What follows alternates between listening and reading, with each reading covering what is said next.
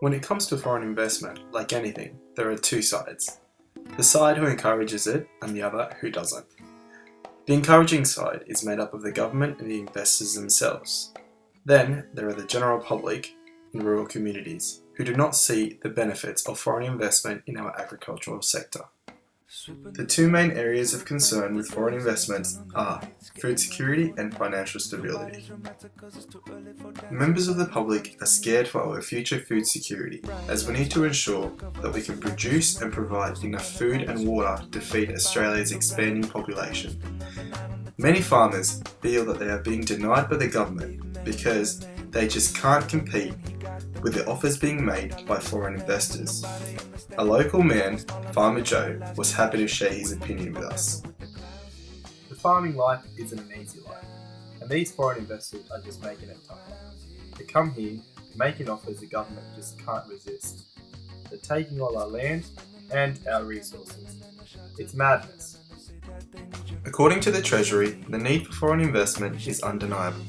We're a capital-hungry nation, and the offers made by foreign investments always manage to be larger than our domestic savings.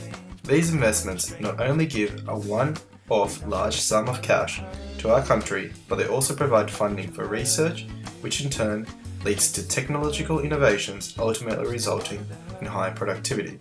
This allows Australia to be a net exporter of many primary products.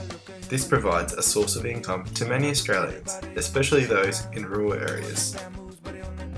When questioned on the potential sale of GrainCorp, Australia's only independent grain handler, the ex-Minister of Agriculture, Joel Fitzgibbon, is quoted saying, "If we really want to capitalise on the opportunities Asia offers us, we will need a lot of capital, we will need a lot of investment.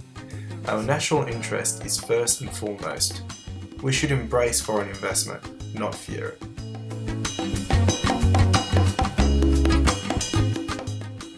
The United States and the Agricultural Foreign Investment Disclosure Act of 1978 state that it is compulsory for all foreign investors who acquire, transfer, or possess any agricultural and forest land to report it to the Secretary of Agriculture within 90 days of the transaction taking place. As another example, in Argentina, the Rural Land Law was passed in December 2011, and it requires foreign owners of rural land to report their ownership. This also commands that any business or legal entity report any modification of the corporate structure within 30 days of these being made. To show how lenient Australia is on this topic, let's take as an example the US, where a foreign investment is classified as anything over 10 acres or a farm that produces more than $1,000 yearly. This is a minute amount when compared to a $248 million threshold.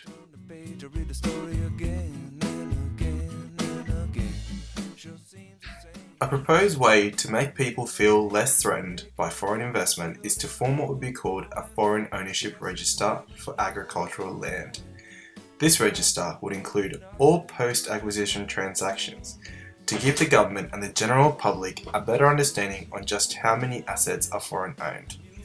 If the plans for this register are approved by the federal government, it will first of all need to do a stock take of all the land, as we do not have a clear understanding on just how much is foreign owned. This graph is based on the data collected by the FIRB, and it only includes approved investments.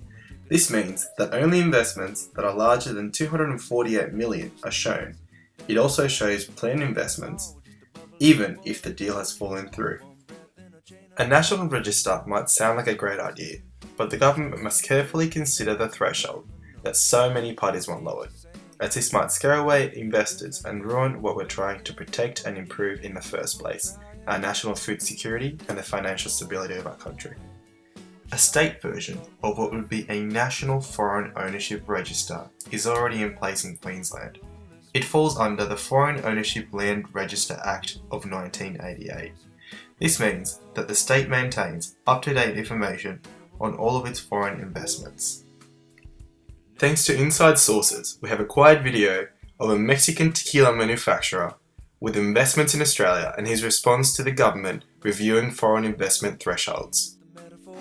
Mr. Sancho, the Australian government has just released a document saying they could establish a national foreign ownership register for agricultural land. This could affect all your investment. Aye, aye, aye. We better look for a better place to invest.